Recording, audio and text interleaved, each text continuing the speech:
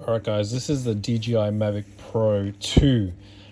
This is rated the best consumer small drone on the market, and I can tell you a few reasons why. Let's have a look at it though.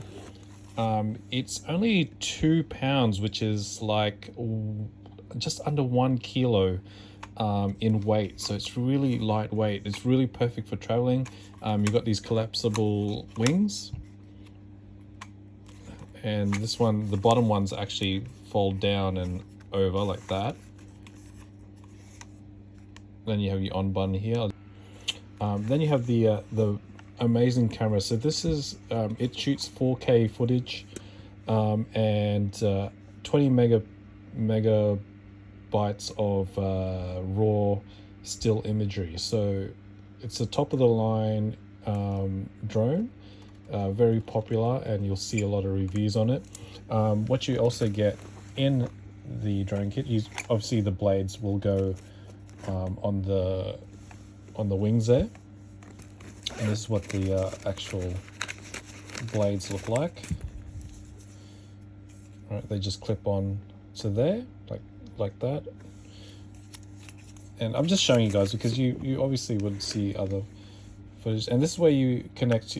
This is the remote where you connect your phone. So your phone goes into there, right? So, and you use the app, DJI Go app, to actually control it. This is the antennas, and this is, you know, your joystick. So it's really nice in your hands, and easy to use. It even shows you your battery percentage there. That's really cool. And that also just folds back. Looks like a good old like Nintendo Switch or something. And then you get your spare battery. So the good thing about these batteries is that it is a long-lasting battery, and that's what you want. You know, you don't want something.